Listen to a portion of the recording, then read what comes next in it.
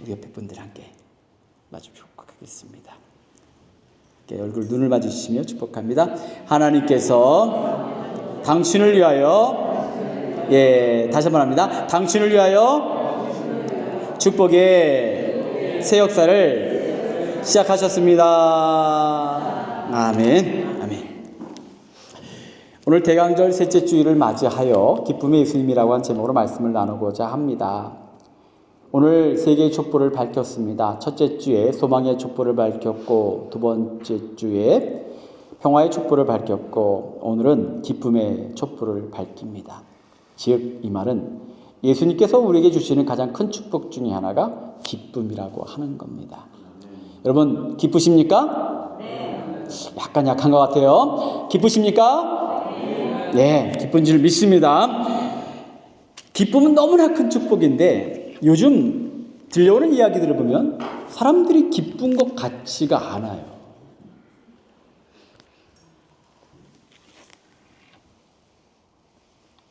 얼마 전에 저녁에 교회에 일이 있어갖고 왔습니다. 마침 여기 직원이 바닥 청소를 하고 있었어요. Say hello 하고 인사를 했는데 쳐다도 안 봐. 얼굴을 보니까 뭐가 화가 쫙 났어. 그래서 우리 교회가 뭘 잘못한 게 있나. 그러니까 너무 얼굴이 어두우니까 그 이상 말을 못하겠고 속으로 왜 저래? 그러다 헤어지고 말았어요. 뭐가 불만이지? 뭐가 힘든 거지? 알 수는 없지만 그렇게 살아가는 사람들이 굉장히 많다는 거예요. 근데 또 어떤 이들은요, 어떻게 저 속에서도 저렇게 감사하고 기뻐하지? 이런 분들이 계셔요. 그것이 바로 벤츄라교회 성도님 되신 줄 믿습니다. 우리는 힘들고 어렵지만 세상 사람들이 이해 못하는 기쁨, 감사, 평화가 있는 거지요. 바울은 기쁨을 말하기 어려운 감옥에서 선포합니다. 오늘 4절 말씀입니다. 너무 중요하니까 다시 함께 합독합니다. 주 안에서 항상 기뻐하라. 내가 다시 말하노니 기뻐하라. 아멘. 어떤 이들은 똑같이 새끼 밥을 먹으며 살아가는데 찡그리며 살아가고, 어떤 이들은 감옥 속에서조차도 기뻐할까? 그 차이가 뭘까요? 오늘 저는 말씀을 묵상하는 가운데 그 차이를 한번 이렇게 구별해 봤습니다. 첫 번째, 생산적 기쁨을 소유하는 여러분 되시기를 축원합니다. 요즘은 삶에서 충전이란 이야기가 너무너무 많이 흔하게 그리고 중요하게 사용된 일입니다. 여러분 아마 저녁에 잠자리 드실 때면 꼭 하시는 일 중에 하나가 뭡니까? 셀폰을 충전하셔야죠. 요즘 충전할 게 얼마나 많은지 몰라요. 스마트워치도 충전해야 되고, 랩탑도 충전해야 되고, 요즘은 차도 충전해야 되고, 무선 이어폰도 충전해야 되고, 날마다 충전하며 살아갑니다. 근데 열심히 충전하는데도 가끔은요, 셀폰이 배터리가 다 돼가지고 당황하는 날도 있고, 얼마 전에 세미나에 참석해서 랩탑을 딱 폈는데 방전돼갖고 안 들어오는 거예요. 이게 뭐지? 순간 당황스러운 일들도 벌어집니다. 우리 삶의 충전과 방전이 끝없이 이어지고 있습니다. 그런데 이것은 기술적인 문제고 정기적인 문제지요. 제가 본문을 묵상하다 보니까 오늘날 이 충전의 시대에, 그리고 방전의 시대에 많은 사람들이 기쁨도 충전하며 산다는 거예요. 기쁨을 충전한다는 것이 뭐냐? 이런 겁니다. 어떤 이들은요, 삶의 기쁨이 먹는 것에 있어요. 맛있는 거 찾아다녀야 되고, 좋은 거 먹어야 되고, 그게 그 삶의 기쁨이에요. 맛있는 거 좋지요. 좋은 거 좋지요. 저도 알아요. 한국의 먹방이 얼마나 먹는 것에 집중하고 있습니까? 제가 목회할 때 어떤 분은요, 교회 와서 그래요. 나 이렇게 날마다 살이 쪄. 왜 그래? 운동 좀 하지 그랬더니, 나도 알아, 원인이 뭔지. 화가 나면 아이스크림 한 통을 다 퍼먹는데 그러니 살이 안 찔 수가 있겠어. 쇼핑으로 요즘에 뭐 명품이고 브랜드고 가끔은 뭐 들려오는 그 브랜드들을 들으면 저게 도대체 뭐야, 저게 뭐야, 너무 많아요. 여행으로 기쁨을 얻는 사람, 골프로 기쁨을 얻는 사람, 아니면 다른 것으로 기쁨을 얻는 사람 굉장히 많아요. 이런 충전적 기쁨이라고 하는 것은요, 우리가 전기를 꽂아서 들어오듯이 외부에서 들어옵니다. 그래야 유지되는 거예요. 근데 충전된다는 말은요, 반대로 말하면요, 방전된다는 거예요. 시간이 지나고 소모되면 없어진다라고 하는 거죠. 시간이 지나서 흔들리는 것도 있고 환경이 흔들리면 쉽게 꺼집니다. 예를 들면 이런 겁니다. 그렇게 맛있던 것이요, 시간이 지나면 그냥 그래. 더 맛있는 걸 찾아야 돼. 명품을 살 때, 옷을 살 때, 그거 꼭 갖고 싶었는데 막상 갖고 나면 어떻게 돼요? 한두 번 입고 나면 항상 저도 아내에게 듣는 얘기, 입을 옷이 없어. 그럼 참 남자들 입장에선 저렇게 많은데? 영국 속담에 이런 이야기가 있습니다. 한번 같이 볼까요? 하루 동안 행복하려면 이발을 하고, 일주일 동안 행복하려면 결혼을 하고, 한 달 동안 행복하려면 말을 사고, 한 해를 행복하게 지내려면 새 집을 짓고, 평생을 행복하게 지내려면 정직해야 한다. 충전된 기쁨, 외부로 들어오는 기쁨은요, 유통기한이 있다는 거예요. 근데 제가 이것을 읽으면서 충격적인 것이 있었습니다. 일주일 동안 행복하려면 결혼을 하라. 결혼의 기쁨이 이렇게 짧은가? 제가 오래전에 제 인생에 처음으로 새 차를 하나 구입했었습니다. 정말 기분이 좋더라고요. 남자들은 차를 사면 도파민이 확 올라온대요. 그런데 그 기쁨이, 좋음이요, 딱 일주일 가더라고요. 새 차를 끌고 다니까 어디 가면 긁힐까. 고속도로를 딱 가는데 그날따라 돌이 날라와갖고 옆면에서 딱 스크래치를 했네. 차를 내려서 그것을 딱 보는 순간 마음이 찢어지는데 아파서 오래 못 가요. 또한 셀폰도 오래되면요, 방전되잖아요. 자꾸 더 자주 방전해야 됩니다. 충전해야 됩니다. 충전적 기쁨은요, 시간이 갈수록 더 자극적인 것을 찾게 됩니다. 더 맛있는 거, 더 재밌는 거, 더 좋은 거, 더 강한 거. 충전되지만 방전되는 거죠. 그런데 반대로 기쁨을 생산해내는 사람이 있습니다. 생산적 기쁨이 뭐냐? 내 안에서 흘러나오는 거예요. 내 안에서 흘러나오는 기쁨인지라 상황이 달라져도 그렇게 쉽게 무너지지 않습니다. 마치 내 안에 기쁨을 생산하는 발전기 제너레이터가 있는 거죠. 마치 우리 어릴 적 우물을 퍼내도 샘물에서 그 우물을 다시 채우듯이 내 안에 기쁨을 생산하는 사람은요, 환경이 무너지고 어려워도 다시 그 기쁨을 회복하고 채울 수 있는 사람이라고 하는 겁니다. 그렇다면 충전적 기쁨과 생산적 기쁨의 두 가지를 말씀을 드렸는데, 사람들에게 왜 누구는 이렇게 뭔가를 통해서, 환경을 통해서, 예배를 통해서 충전해야만 견디고, 어떤 이들은 아무리 어려워도 내 안에서 기쁨을 생산해내는 그 차이는 뭘까? 결국 근원의 문제죠. 기쁨의 뿌리가 어디에 있느냐라고 하는 겁니다. 그래서 오늘 본문을 통해서 그 기쁨의 뿌리를 바울은 분명하게 이야기하고 있습니다. 그 기쁨의 뿌리는 다른 것이 아니라 오늘 두 번째 대지로 함께 나누려고 합니다. 함께 읽겠습니다. 주 안에서. 바울은 기뻐하라고 이야기했는데 이 기뻐하라고 하는 것에 아주 핵심적인 말을 붙입니다. 주 안에서 in Christ라는 말을 써요. 이것이 오늘 본문의 핵심입니다. 기쁨을 밖에서 충전하는 사람이 아니라 예수가 내 안에 계시면 예수께서 기쁨의 발전기가 되셔서 예수로 인하여 기쁨이 흘러나오게 될 줄 믿습니다. 주님이 내 안에 계시면 같은 환경을 살아도요, 같은 처지가 돼도 하는 말이 달라질 줄 믿습니다.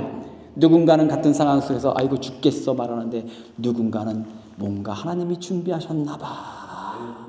얼마나 달라요. 누군가는 같은 상황 속에 어려움 속에 왜 이렇게 재수가 없어 말할 때 누군가는 하나님께서 고난도 위기라 말씀하셨으니 뭔가 축복이 나를 기다리나 봐. 다른 것이요.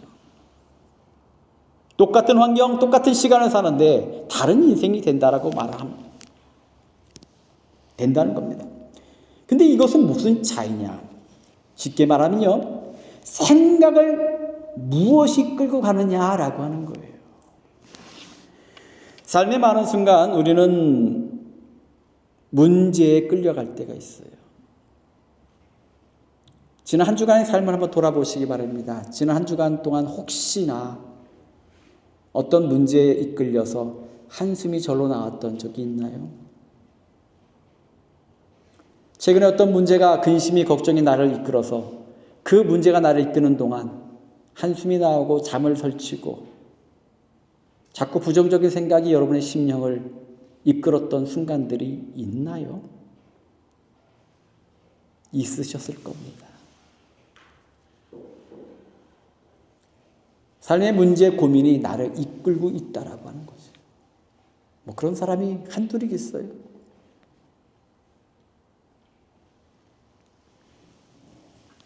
저도 최근에 여러 가지 건강검진을 CT를 찍기도 하고 하는데 그때마다 결과가 나올 때까지 마음이 그 생각에 몰입해요.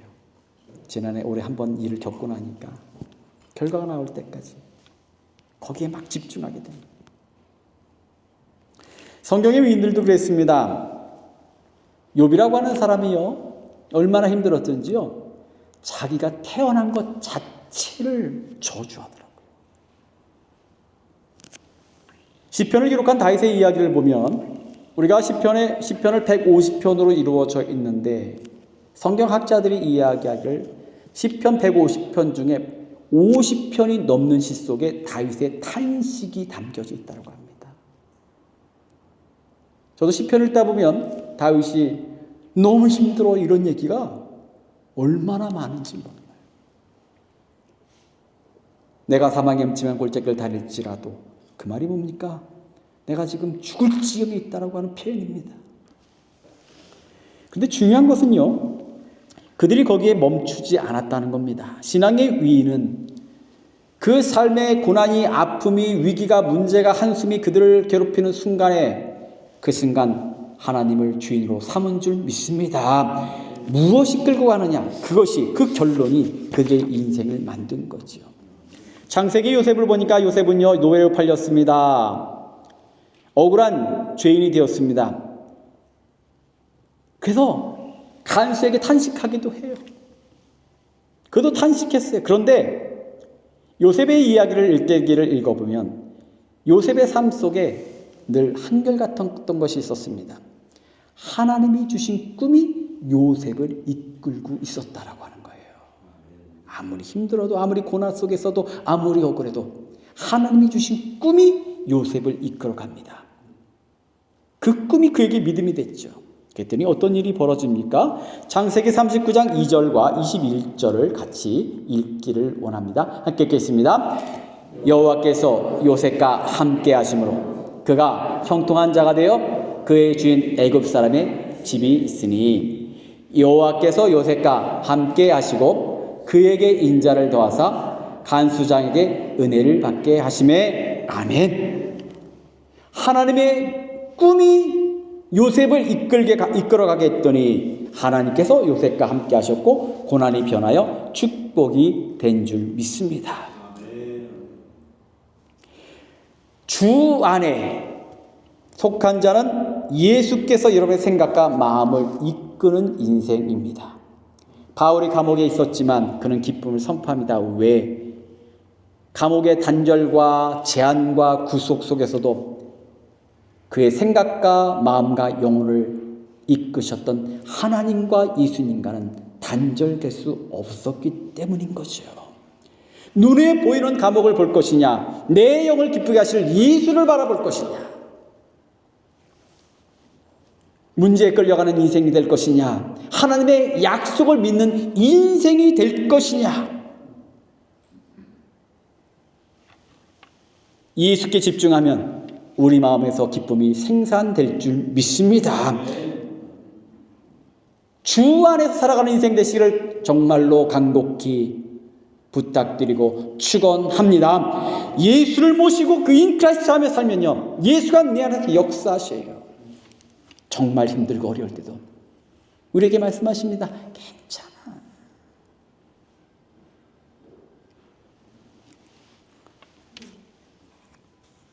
또한 더불어 오늘 본문을 통하여 여러분에게 축복의 열매를 드리려고 합니다.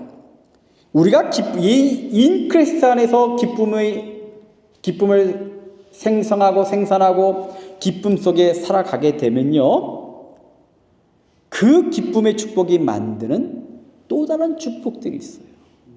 제가 이것을 아주 오랜만에 쓰는 단어로 한번 표현해 봤습니다. 한번 읽어보겠습니다. 덤의 축복을 누리세요. 아멘. 덤이란 말 참 오랜만에 쓰시죠? 요즘 마트들은 인심이 아주 개팍해가지고 덤이 없어.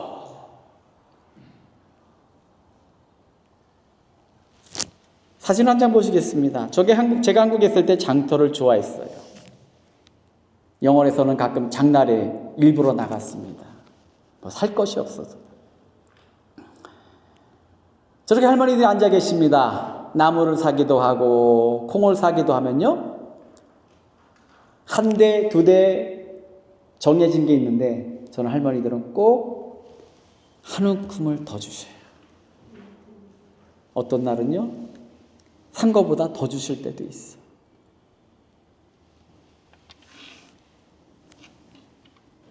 가끔 노인분들이 다 못 팔아서 앉아 계시면 그냥 다 주세요 하고 다 사갖고 갔던 적도 있었거든요. 빨리 가시라고. 그러면 또 값이 5,000원인데 다 주세요 그러면 3,000원에 주셔. 참 덤이라고 하는 게 있고 인심이라는 게 있죠. 주 안에서 기쁨을 생산하는 사람에게는요, 덤의 축복이 있습니다. 그러나 이 덤이 아니에요. 진짜 축복이에요. 그 덤의 축복 세 가지를 나누려고 합니다. 5절 말씀을 함께 보겠습니다. 함께 읽겠습니다. 너희 간영을 모든 사람에게 알게 하라. 주께서 가까우시니라. 아멘. 이 관용이라고 하는 말은요, 히라보로 너그러움, 부드러움, 양보할 줄 아는 마음, 따지지 않는 여유, 사람을 살리는 온유함, 그런 아주 좋은 의미들이 담겨져 있어요. 뭐 쉽게 말하면 이런 겁니다. 그 사람 참 성격 좋아. 벤처학교에는요, 좋으신 분들만 계신 줄 믿습니다. 이 관용이라는 건 얼마나 좋은지 몰라요. 성격이 좋다는 거에 넉넉하다는 얘기입니다. 그런데 이 단순히 성격의 문제를만이 아니라 이 관용이라고 하는 것은요, 주님 안에서 사는 사람들의 가지고 있는 삶의 애티튜드, 태도라고 하는 거예요. 주님 안에서 사는 사람은 삶의 어느 순간 이런 모습을 보입니다. 저도 괜찮아요.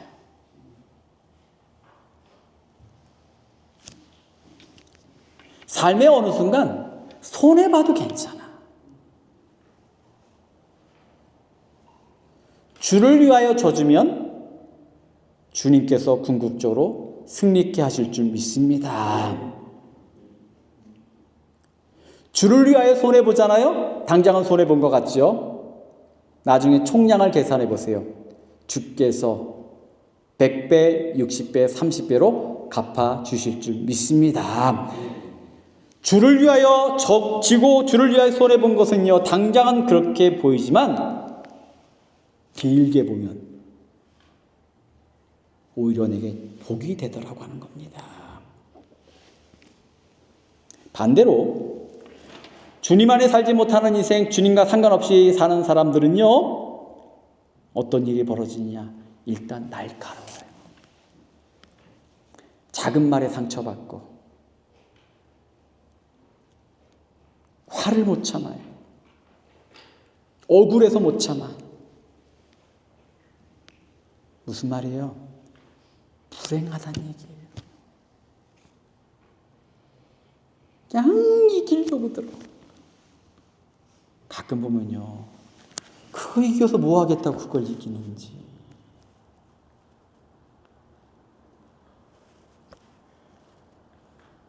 제 친구들 중에서도 한마디도 안 지는 사람이 있어. 그게 뭐 그렇게 대단한 일이라고.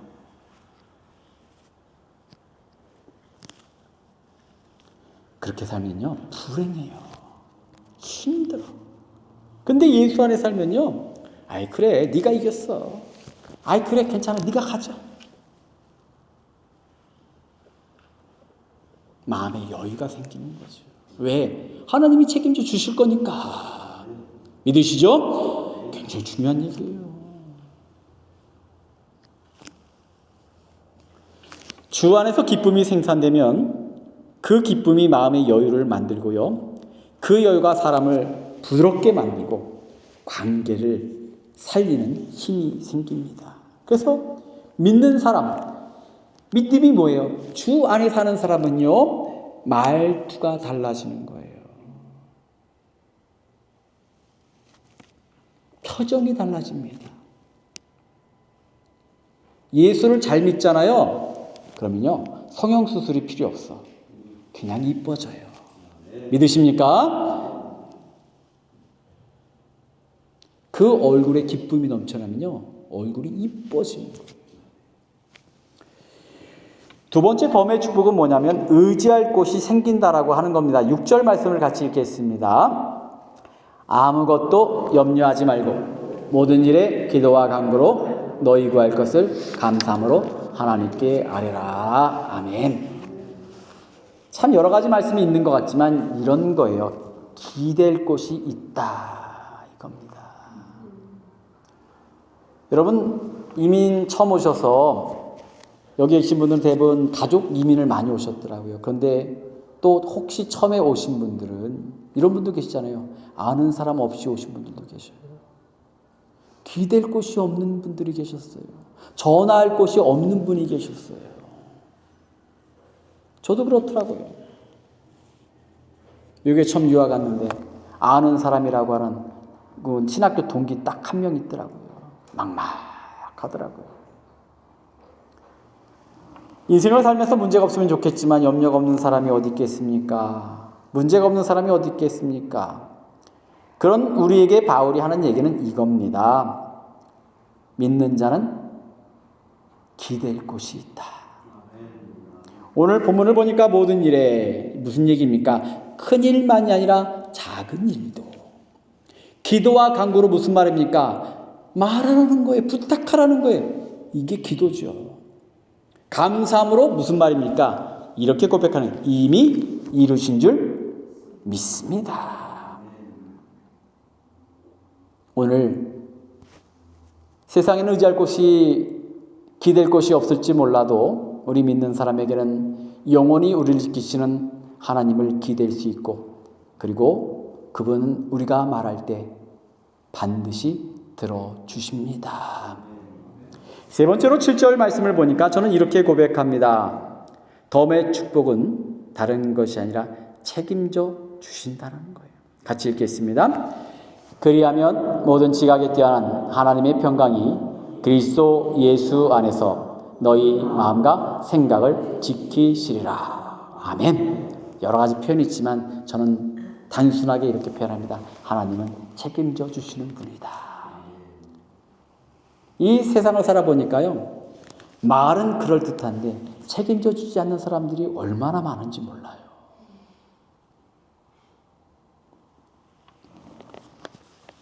이게 기댈 곳이 없는 세상, 책임져 주지 않는 세상을 살아가니까 사람들이 어떤 일들이 벌어집니까? 심리적 불안들이 굉장히 많아요. 요즘에 한국의 뉴스를 보면요, 욱 들어보셨죠? 요즘엔 사람들이 별일 아닌 거에 욱 해가지고 별의별 일들이 다 벌어져요. 그 원인이 뭘까? 제가 보니까요, 불안해서 그래요. 불안해서. 욱하는 순간 자기가 사라지고 내 속에 속에 깊은 속에 그 분노, 걱정, 염려가 확 튀어져 나오는 거예요. 요즘 살아가는 사람들을 제가 이렇게 생각해 봤습니다. 그냥 내 마음 나도 몰라 하며 사는 것 같아요. 근데 다 근본적인 게 이겁니다. 기댈 곳이 없고 불안해서 그런 거예요. 그런데 오늘 본문은 분명히 우리에게 말씀하십니다. 주 안에 있는 자는 예수 안에서 하나님께서 너희 마음과 생각을 지키시리라 책임지신다라고 하는 얘기죠. 예, 이제 오늘 말씀을 마칩니다. 세상 사람들은 기쁨을 충전하며 살아요. 근데 그 충전된 기쁨은요, 오래가지 못해요.